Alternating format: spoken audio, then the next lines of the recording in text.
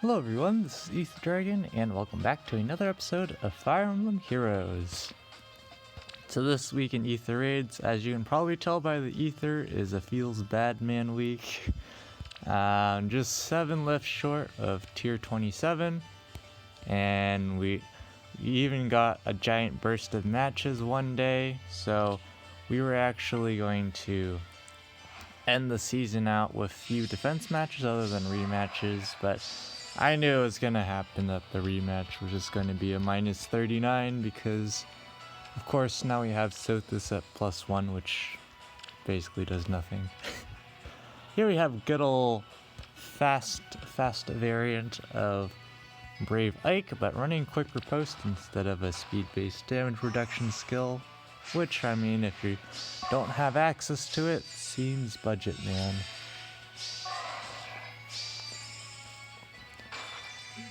But really, yeah, it just came down to the few offense matches where I had to tactically sack, and then I forgot to pick up Ether Structures on a double match, and it was like it was literally right there.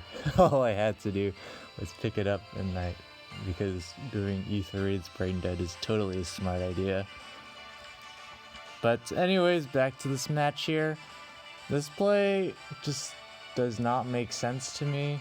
Of course, it's actually kind of rigged because of the way they position their units. It's actually because of Iago here that everything goes wrong for them. I'll leave the exercise as to why as something to think about if you're not familiar with AI mechanics, but that actually just ruin their chances of going deathless here, and they should have been able to go deathless, to be honest, because Brave Ike doesn't need more than Irvine to beat my team, so unfortunate for them. They're gonna keep going here, but we got the healing tower memes, of course, so we got another big attack. And unfortunately, of course, Chrom can't ever kill, so it's just a free heal. But at this point, they just go ahead and just finish the match here. But yeah, they definitely didn't need to lose a unit there, but that's what happens.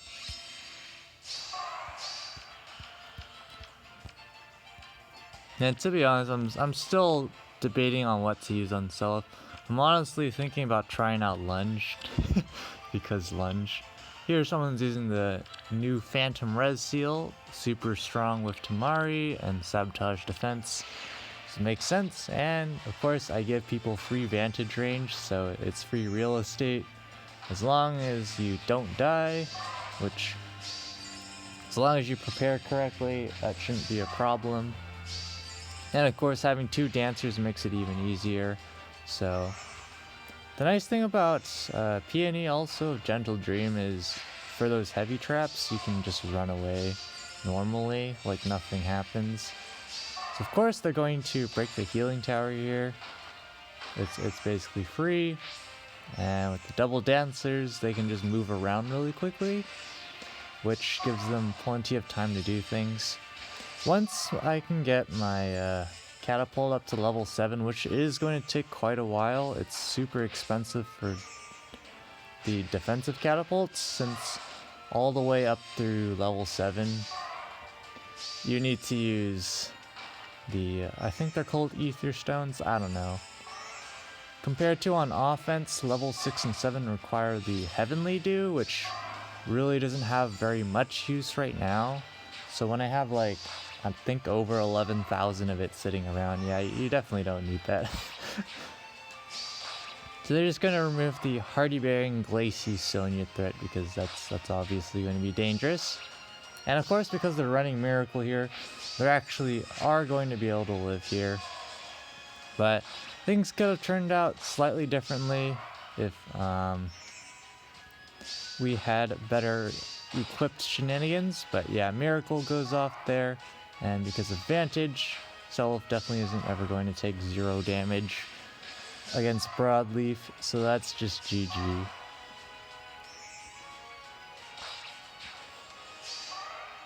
And there we go. So yeah, still debating on what I want to do for defense, because this is super jank. Of course, assuming I summon on the August Legendary banner that's incoming in a couple of weeks, or is it a week? Couple of weeks? Same difference. Then it'll give me a good idea of maybe what I want to use on defense, because double Sothis on defense is nice for Glacies on Sonya, and more balanced bulk on Chrom and Seliph, but that doesn't really do much because there's no kill power, so I'm guessing I'm scaring away people who use armor carries that aren't duo Athun. But even then, like, if they're not running special fighter or something, I guess Luna is something to consider.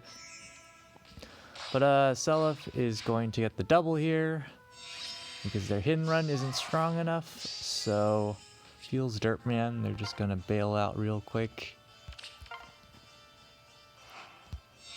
And here we have a Fallen Leon team with some other units.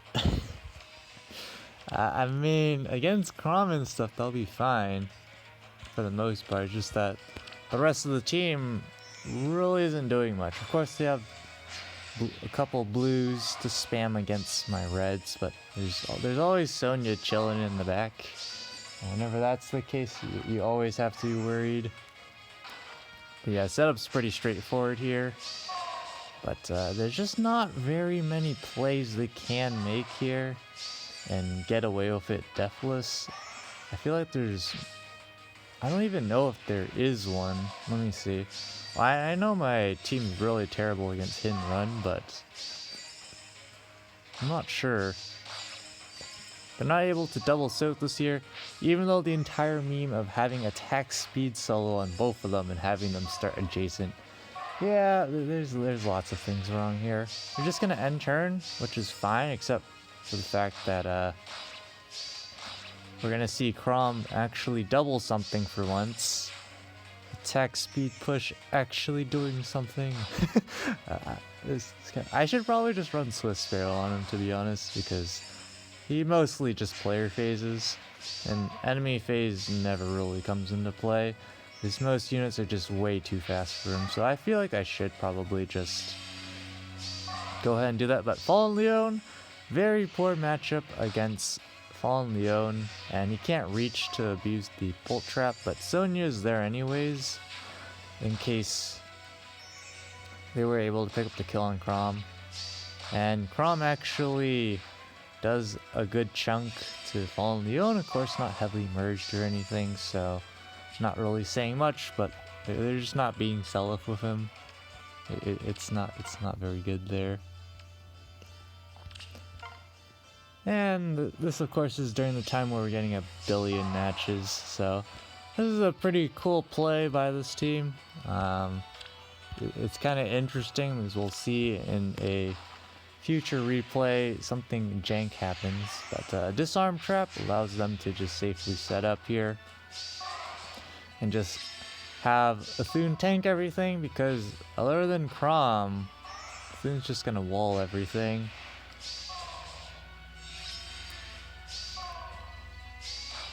So they wait for the Bolt Tower here, they pick up the kill, and they use their Harmonize skill, or whatever they call it, to pick up the kill against Chrom. It's actually kind of close, so maybe, I don't know, I don't really feel like it's worth investing into Bolt there, but they're able to kill Seliph in 1 round, so it's just free real estate to pick up these kills. And it's just Sothis left, so easy cleanup.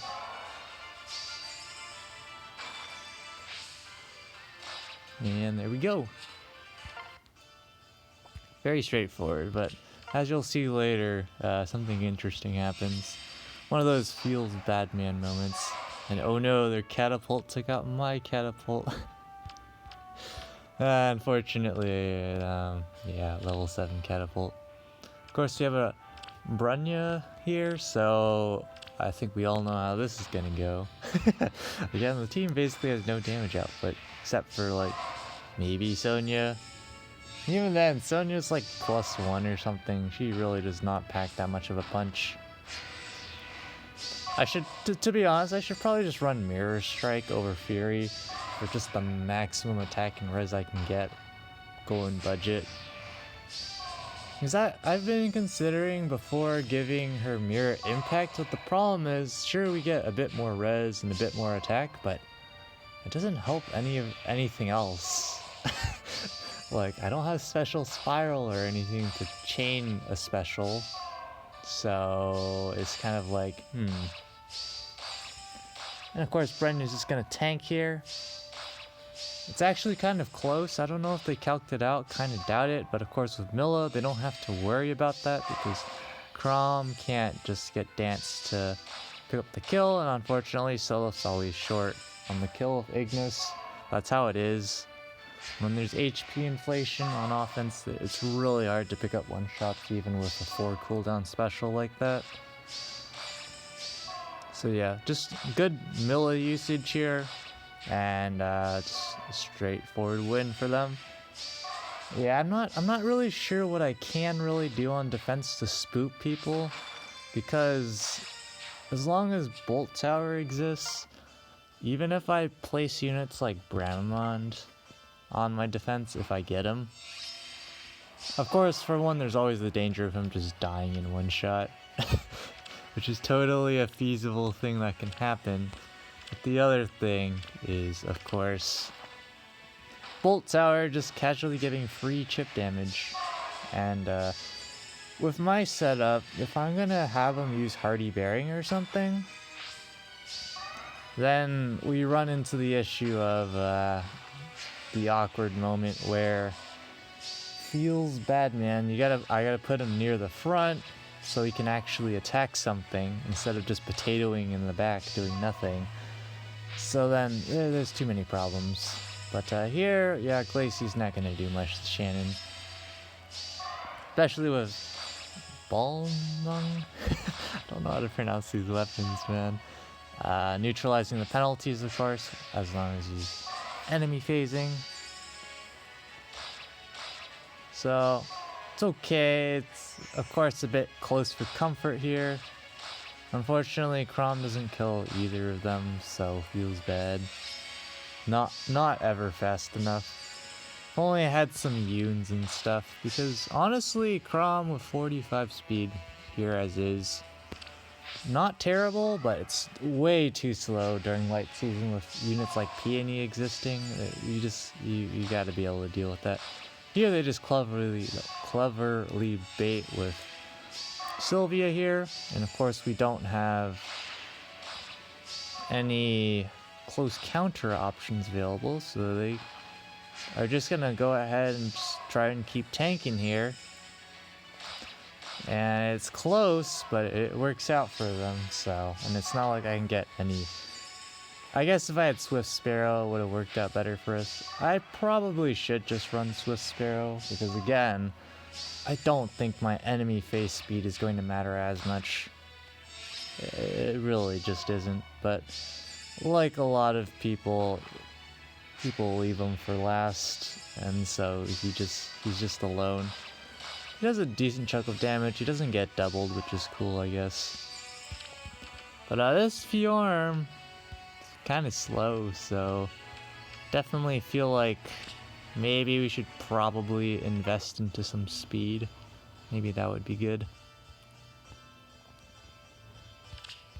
But yes, as you see incoming, there's a rematch by that person from earlier who was using the Thune, and kind of awkward. I don't know, they might have mistapped or something, or just did not remember how they won the first time. But yeah, for me, I feel like I would have that problem myself when I don't record matches, because I'm always doing it super early in the morning after a long day, or just completely brain dead. There's no reason to be doing ether raids at that time, but Here comes Bolt Tower again. It's not really going to make any difference here because of Healing Tower and they're not going in immediately, but they don't need to go in immediately because they can just hit end turn and have a good time.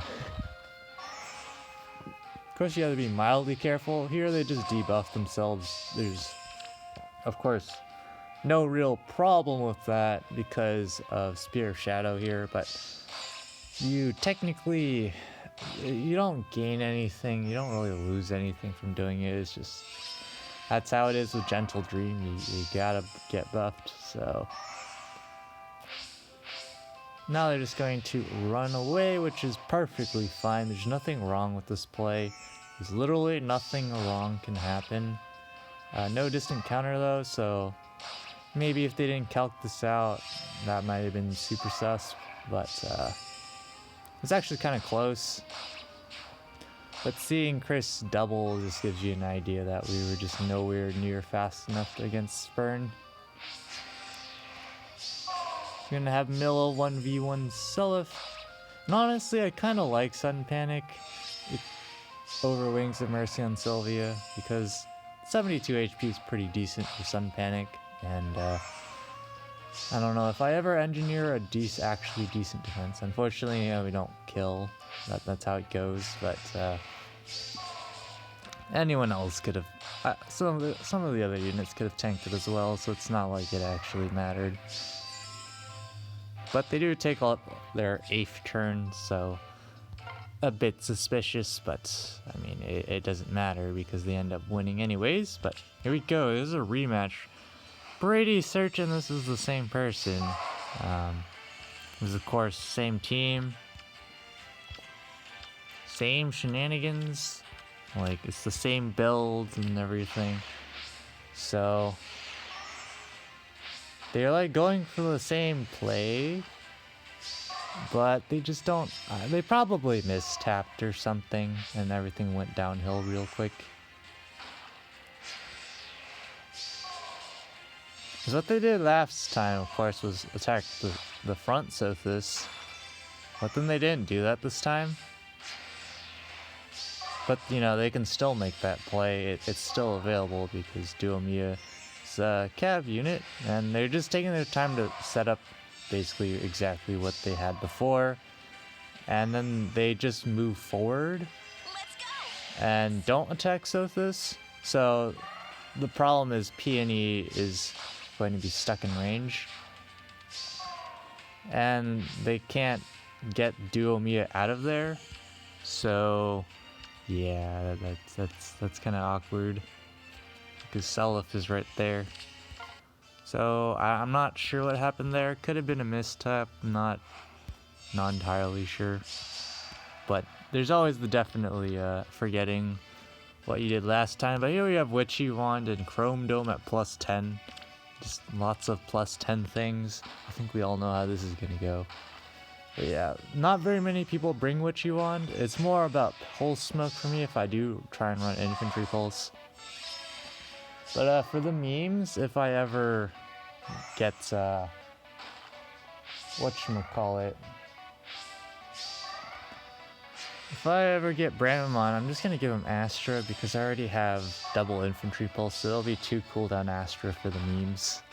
there's literally no reason to use it. But here, Crom, just with Detained Fate, just gonna make hit and runs and setup super easy here, because they can hit all my units with Witchy Wand, so it's already over, because no one's got any damage output here, and they can just even move in. But they don't need to because, well, they also probably want to pick up the ether structure. Maybe they need it. So they can just bait like this, and of course Sonya's never living. So it's just Crom against the world, and unfortunately our Crom's, it's fast enough to avoid the double, but that's not going to mean much. So they end up winning there, and we end out the season 7 lifts short from tier 27. That's how it goes sometimes. Looks like that'll be top 6k, and we are in the highest scoring range for defense, probably because of the mass matches during the season. But Yep, it's dropping out of interval 19 here in Resonant Battles. That's to be expected. And he's still coasting. Should coast tier 21 next week also super easily, because it'll be no longer Earth season, so people can't even use Legendary Julia bonus with Earth Blessings to score. But I'm using Water Blessings, so we're just coasting. And top 1k Arena Assault, because we're not trying to snipe during this kind of season. But yeah, I think that's it for now, so we'll be back if somehow there's any more replays, but more likely when the results drop in. Okie dokie, let's see, top 6k, alright, and good old standard shenanigans. So this season's gonna be interesting for sure. Maybe I should use Gunthra. I'm using Legendary Lucina, but maybe Gunthra bonus would be funny. I don't know, we're just trolling on this defense, so not particularly concerned about that. I'll think about it though. But I just don't think she's going to be able to do that much, unfortunately. Resonant Battles dropped to interval 18. Hopefully we can go back up. Ideally just want to bounce between the two. But Arena, easy peasy. Next week, or this season, should also be pretty easy peasy, because Water Wind probably might actually just random. I probably score high enough to the point where I random match into a high enough score to stay in tier 21, to be honest. So it might just be a random match arena video next season. But I think that's it for this episode, so thanks for watching. As always, this is Ether Dragon, and hope to see you all next time. Bye!